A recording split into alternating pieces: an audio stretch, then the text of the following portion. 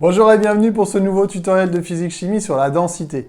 La densité, c'est une grandeur physico-chimique qu'on utilise assez souvent et qui est propre à chaque espèce chimique, qui est propre à chaque substance. Ça veut dire que toutes les substances vont avoir des densités différentes. On va donc leur donner une valeur chiffrée permettant de les comparer les unes avec les autres.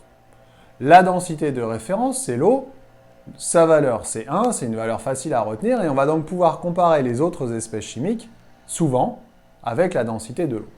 Alors le symbole de la densité, c'est petit d, et par chance, pour une fois, c'est une grandeur qui n'a pas d'unité. Donc, on est tranquille de ce côté-là. Je vous ai dit, c'est une grandeur qui permet de comparer des espèces chimiques les unes par rapport aux autres. Pourquoi? Eh bien, quand on met des espèces chimiques ensemble, quand on fait un mélange, l'espèce chimique la moins dense va se positionner au-dessus, va, entre guillemets, flotter. Si une espèce, par contre, est plus dense que l'autre, à ce moment-là, elle va tomber au fond, elle va couler. Et ça, quelle que soit la façon dont j'ajoute les substances. Je vous donne un exemple tout de suite, plusieurs exemples même. Si je prends un glaçon et que je le mets dans un verre d'eau, le glaçon, il va rester à la surface. Il va flotter. On va donc pouvoir dire que le glaçon est moins dense que l'eau. Il est moins dense que l'eau parce que l'eau liquide, parce qu'il reste à la surface. Il flotte. Si par contre je prends une petite bille de plomb et que je la mets dans un verre d'eau, vous savez très bien que la bille de plomb, elle va tomber au fond.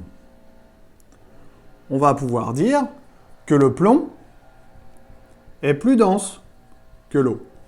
Toujours comparer une espèce chimique par rapport à une autre. Le plomb est plus dense que l'eau. J'ai fait ici avec de solides, mais ça marche aussi avec les liquides. Si je rajoute à l'eau de l'huile, eh bien, l'huile va se positionner au-dessus, on appelle ça un mélange hétérogène, et on va pouvoir dire, encore une fois, que l'huile est moins dense que l'eau. Alors vous pouvez vous dire, bah oui, mais c'est normal puisqu'on a rajouté l'huile après, elle vient se positionner au-dessus. Je vous encourage à faire la petite expérience à la maison. Prendre un bol ou un verre, mettre de l'eau et de l'huile, vous mettez d'abord l'eau et l'huile ensuite, vous allez voir que l'huile se positionne au-dessus.